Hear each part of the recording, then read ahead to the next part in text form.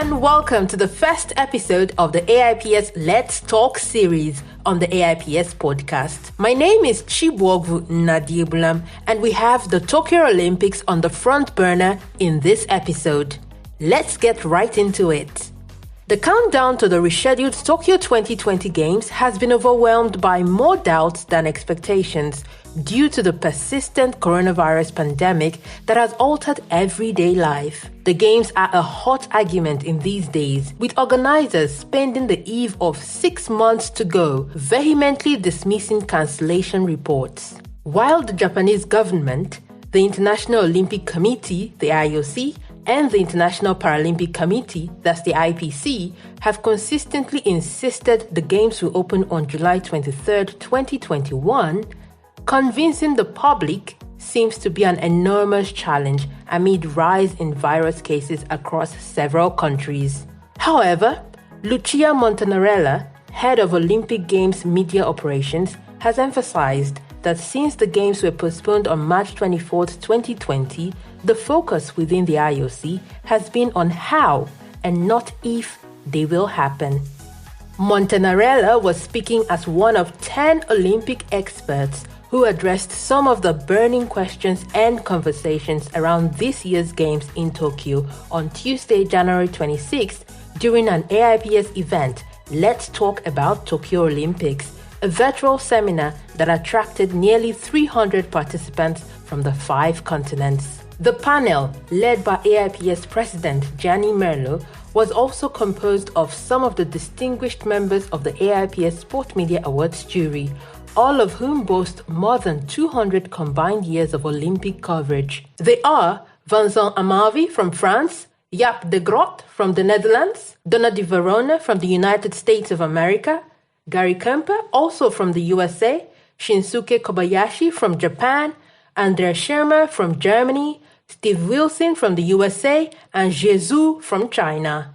In his welcome speech, AIPS President Gianni Merlo stressed the need to be a little bit optimistic for Tokyo 2020 and try to see the light at the end of the tunnel, especially for the young generation. Now many sports are coming back. For example, was a great example what has done NBA in USA with the bubble in Orlando. And I think that why this? Why all the government are trying to find a solution for sport? Because sport is something that touches all the generation, the interest of every generation, and also is the thing that can help us to see better the light at the end of the tunnel. He fears that sport will collapse with the cancellation of the Games because even if the IOC manages to survive, the fate of many international and national federations would be in jeopardy. What is the big danger if sport will collapse with the cancellation of the Games? Because it's a collapse. Because for the money, not only for the IOC that can survive, but the problem of many federations, international federations, Olympic Committee, small federation that will have no money. And what can happen? A very bad situation maybe, because as in the normal society now is happening in many countries, including my country, the criminal organizations are taking a big position because they are buying, for example, bar, restaurant, companies, everything, and they're putting their hand on our society. And the same will happen in sport, because the criminal organization of the illegal betting and everything, they're only waiting this. And for this reason, I hope that will be possible to be in Tokyo this summer. I know that it's difficult, but if there is a country that can organize a big bubble for the Olympic Games, it's Japan, because we know they're skilled in organization. And for this reason, I hope that at the end, all the pessimism can vanish after when people will understand that what we are doing is not because to save only some champion, but we are saving an ideal for the next generation, but also for us, the old generation.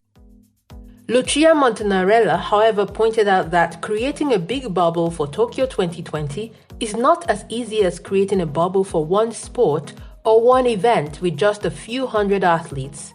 But she emphasized that when it comes to the media, it is clear that these games are going to be different, taking into consideration the restrictions that would be in place. The restrictions are mostly in the movement. There's been a redesigning of all the venues and all the press areas in the venues, and all the press areas obviously have been adjusted to what are the requirements for physical distancing that are in place from the Japanese authorities. By applying those physical distancing in all the press areas, we've lost obviously an enormous amount of positions, whether they are mixed on position, whether there are seats in the venue media centers, whether there are seats in the press tribunes, and more importantly, in the photo position. So the capacities of the press areas for Tokyo 2020 are extremely reduced, and they will lead to a need for press to announce themselves before they go to the venue, because only the amount of people according to the capacity will be allowed in. A playbook for press, which contains the guidelines for a safe and successful games, is set to be released on the 4th of February, with an online briefing for the members of the media scheduled for the 10th of February. What we've been trying to do is to try and preserve as much as possible access to the athletes and access to the sources. But obviously, I don't want to depict the picture better than it is. Access to the athletes at the Tokyo Games will be extremely difficult. And not because there are restrictions, but because we know that also the NOCs will be very conservative in allowing the athletes getting out of the bubble. The real bubble will be created at the Olympic Village, and the athletes will be living in a bubble where it's becoming difficult for the media to be somehow interacting with the bubble is because, as you know, the media accommodation in Tokyo is in multiple hotels, and a lot of press is also staying in non-official hotels.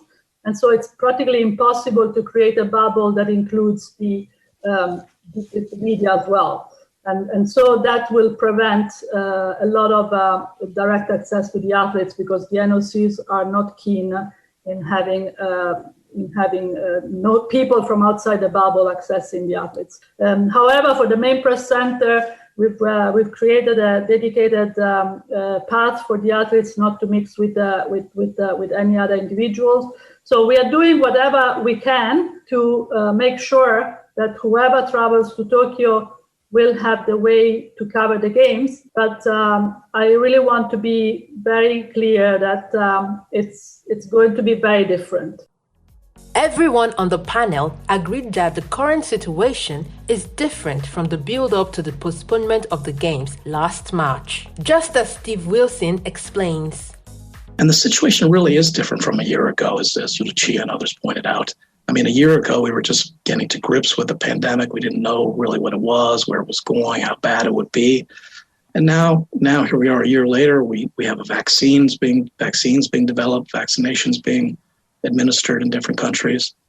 We know the scientists and the doctors know what the virus is. They have a lot more information about how to curb it.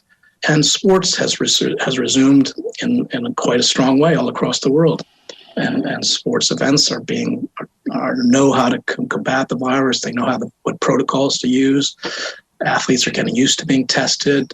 So we have a lot more information to go on and a lot more ways to plan for holding sports events. And that's a good thing for Tokyo, a good thing for the IOC to have all that knowledge. Shinsuke Kobayashi, who leads Kyodo's coverage of the Tokyo 2020 Games as Managing Director of Olympic and Paralympic News Office, confirmed that the situation in Japan is not very bright, with a surge in COVID infections and the plunge in public support for the Games. A survey conducted by Kyodo News in January showed that around 80% of Japanese people want this year's Games in Tokyo cancelled or postponed. 35.3% called for the cancellation of the Games, and 44.8% said the event should be delayed again. Kobayashi, however, believes that if things get better, people's sentiment will change quickly. 11 prefectures in Japan are currently under state of emergency, which is expected to be lifted on February 8th. And in my view, the crunch time will be March, I think, because the rescheduled test event will begin in March. The first event is FINA Artistic Swimming Olympic qualification, taking place from 4th of March. If this can be held as planned and go well, I think it will be a big boost. Also, a torch relay will begin on the 25th of March. I think this is kind of a time when a lot of people start think seriously about, the public at least, that will have their eyes on the Olympics. And hopefully this declaration of a state of emergency will be lifted by before this March, and the test event goes and the torch relay begins. And then I think things will be on track. Wilson shares the same crunch time opinion. It's impossible at this point to really say anything with absolute certainty or finality, but that's the way things are. And as far as the Olympic Games go, just like everything else, it's really contingent on something that we cannot even predict. It's the trajectory of the pandemic. Who knows what the situation will look like next week or next month or a day after that. But what we do know is what the calendar says, and that the Olympics are scheduled to begin in Tokyo on July 23rd. But, to be an optimist, we should expect that the games are going to go ahead in some form or the other. And really, it's, there's a lot of reasons for that. And the political and financial stakes are just so high for the games not to take place. Just think of the 8 years that Tokyo and Japan has been preparing for this event, the billions of dollars that have been put into the effort, the manpower, the resources. It's something that you wouldn't want to just throw away at this point. I think it's something that Japan really, it was a national priority for Japan. It remains a national priority. And despite the pessimism that is being shown in some of the polls, I think Japan would really like to pull this off and show that they could do it in this time of crisis, and how important it would be for the world for that to happen. According to Jaap de Groot, every country is now involved in trying to solve the problem. Every country is now involved in trying to get a bit or piece of solving the problem. And I underwent, for example, the situation in Formula One, where there was a very intense bubble and where nearly journalists were allowed to participate, and the people colleagues who were allowed to participate hardly got in touch with the athletes. So we already went such a situation. Every continent is more or less busy with creating its own test event, and I'm sure that IOC and Tokyo will look very sharp on it. We'll use the blueprints to get a certain percentage of solving that the big problem we're facing also towards the period between 23rd of July and the 8th of August. Andrea Shermer confessed that listening to Montanerella's presentation fueled his optimism that the Olympics will go on. But he acknowledged that it would be difficult for journalists. My problem is, I will mention that the Olympics are created for the athletes and not for journalists. But I'm a journalist, and I asked for one big problem in Tokyo for us. Normally, when we go to the Olympics, we're coming home because many years that the Olympics will organize with the same principles, with the same designs and all that. And now we come to and a good transportation system, and we have an Olympic village for journalists. But in Tokyo, we have private hotels, and we must go to the arenas and with a public transport, with a metro. I think it's too difficult and big problems for us if the COVID pandemic will hold on. Even more difficult for photographers, according to Gary Kemper. Obviously, with the conditions that are going to be imposed upon us, with fewer numbers and with less access, it's going to be a real challenge to try to make sure that everybody can get what they need. On the very practical side of things, for photographers, particularly, they're going to have to understand that a lot of their positions are going to be far away, and it's going to be very similar to the way sports are being covered now. You're not going to be that close to the action because of the difficulties in keeping separate from the athletes. So photographers are going to have to arrive with some very long lenses. However, Vincent Amalvi is looking forward to a very, very interesting Olympic Games, which will offer a completely different view. I think it should be, of course, a frustration for the photographer, because first is to be able to go to find a position, to find the right position. But as usual, we will need to be imaginative, to be creative, and to try to make our best. To try to show to the rest of the world how this Olympic will be. We are very, very excited to know what will be the rules of the games, because one more time, everything will be different. So as a journalist, is if we try to find the positive way, I think it should be very interesting. Donna Di Varona's message underlined the importance of Tokyo Olympics happening.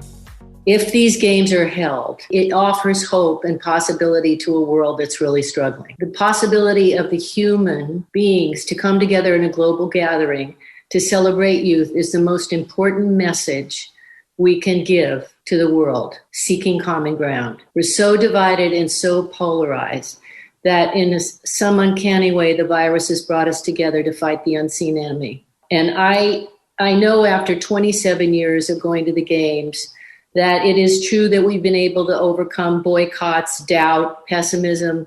I worked on the 84 games with Peter Ubroth, and people left LA like scurrying out of the city because they thought the games were going to be a burden. They thought there was going to be terrorism. Those games helped turn around the movement. So my wish is that we all sacrifice, that we all promote the games in Tokyo. 6 months after the Tokyo 2020 Summer Olympic Games, the Winter Olympic Games will take center stage in Beijing, China. Jie Zhu spoke about his country's preparation for the Beijing 2022 Games. Our president had an inspection tour of Beijing Winter Games. He took 2 days to check the preparation facilities, everything in Beijing, Yanqing, and Zhangjiakou, and hosted a meeting on final day.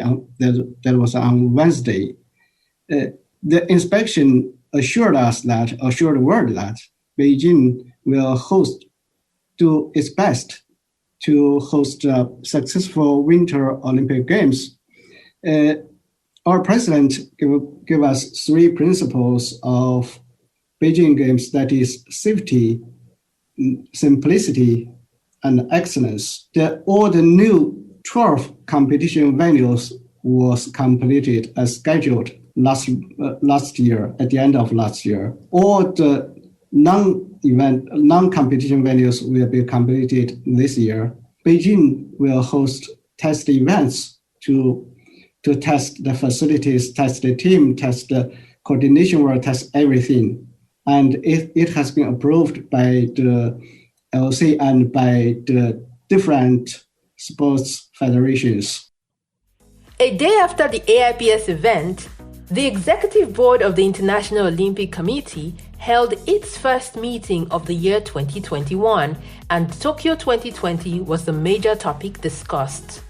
During the press conference that followed, IOC President Thomas Bach reiterated the IOC's commitment towards the delivery of a successful and safe Games in Tokyo, adding that the many speculations about whether or not the Games will go ahead have only been hurtful. No, nobody at this moment can predict the health situation in 206 national Olympic committees for the time of the Olympic and Paralympic Games from late July until September this year. Not even the most prominent scientists in this area. This leads, you may say naturally, but it leads, you can also say unfortunately, you could say of course, this leads to many speculations. But all these speculations are hurting the athletes in their preparations who have already to overcome the challenges in their daily training and competition with all the restrictions they are facing either in their country or when it comes to traveling. So there is a speculation about cancellation, about a plan B, about everything. You know, some even make the proposal to postpone the Olympic Games in Tokyo to the year 2032. I want to say good luck if you would have to discuss this with an athlete who is preparing for the Olympic Games 2021. There are some proposals to move it to another city, which everybody who knows about the complexity of Olympic Games is not possible there in such a short period of time. So for all these reasons, we are not losing our time and energy on speculations, but we are fully concentrating on the opening ceremony on the 23rd of July this year. So we are not speculating of whether the games are taking place. We are working on how the games will take place. The Tokyo 2020 Olympic Games will take place from July 23rd to August 8th, 2021, while the Paralympic Games will follow from August 24th to September 5th, 2021. That's a wrap on this episode of the AIPS Let's Talk series. Thank you so much for listening. My name is Chibuogu Nadibulam. Stay safe and do join us again soon. The full video of the Let's Talk About Tokyo Olympics event is available on the AIPS Media YouTube channel. Also visit the AIPS official website www.aipsmedia.com and follow us on Facebook, Instagram and Twitter at AIPS Media.